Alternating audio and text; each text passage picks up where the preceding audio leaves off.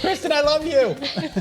Kristen Eddy is joining us. She's the pastry chef for Tyler Anderson's Millwrights Restaurant, Terreno Restaurant, and Bar Pina. Bar Pina. And you were just asking, wait, let's tell the story to the viewers about where you trained, and it's Scott's favorite restaurant also. Yep, so I trained at the Culinary Institute of America, which is in Hyde Park, New York. Which is a great school. Just had a common favorite restaurant. She said she worked in New York, and I said, where? And she said Gramercy Park, and I was like, that's my favorite restaurant in New York City. Yep, so Gramercy Tavern by Danny Meyer. Anyway, so we're here, we're making this unbelievable cake. I've never seen anything more beautiful, and you say it's not that hard. It's not that hard, but I promise. So we'll actually start with the candied citrus, and citrus season is at its peak right now. So using some items from California, because we're trying to pull in like that freshness.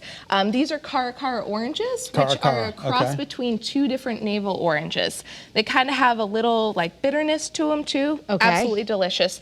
I candied them in just a sugar syrup, so sugar and water, and then I laid them out just to make a really nice fan presentation, because that's what's going to be your presentation side when it's flipped over. And it's an upside down citrus cake, but like you were saying, this is something we can watch and maybe learn from, because we could use other fruits, apples and things. Apples, pears, you could do cranberries, quince, whatever you prefer. So we're gonna start with the liquid ingredients. So 3 eggs that we're gonna whisk together. And there is no butter or oil in this recipe. All of the moisture is going to come from the ricotta, which I have here. Which is actually, you know, it's funny, like those who might remember back in the day doing the South Beach diet, they would always use ricotta as a protein and stuff. So it's actually, that makes it a little healthier. It's fairly healthy, yes. I don't care what it is, it's delicious. But they're getting, I'm just saying this is an excuse, it's like a protein cake. Yes, exactly. You can have it for breakfast, lunch, dinner, all whatever the sugar that we're gonna add to it. I just say, hey, actually, we're gonna add that right in if you want to stir that.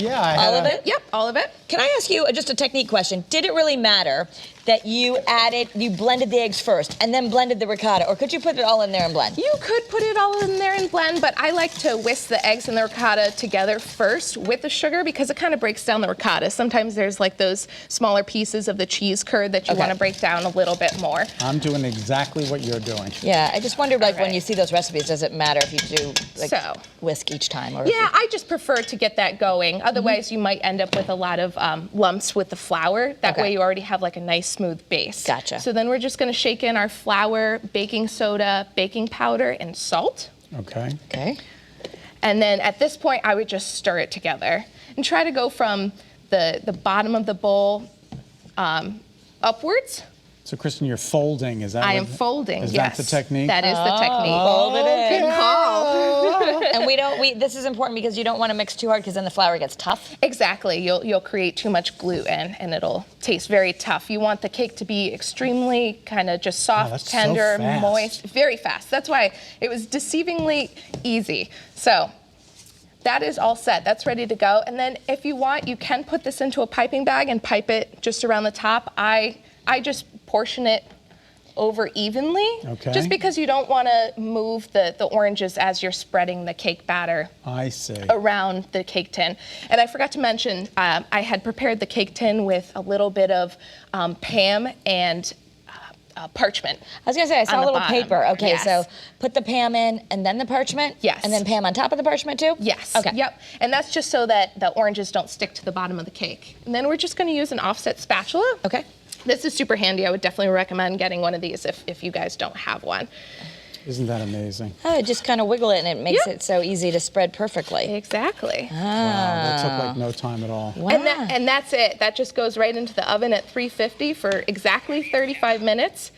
And then you're gonna wanna let it cool completely before you flip it out. Just remove the parchment paper, and then you're gonna have that beautiful, glazed, glossy, upside-down citrus cake. Stunning. Can we talk about these donuts? Can we talk Yes, just the donuts real quick. Because I'm drooling. So yes, spit is actually I coming try out of my to mouth. focus on, really super fresh and forward ingredients in all of the restaurants, Millwrights, Terreno, and Pina Donut.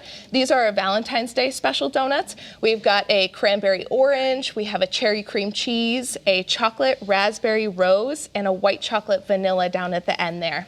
Chocolate raspberry That's rose. actually one of my favorites. Stunning for Valentine's Day, and you can actually order these online on the online donut shop. Yeah.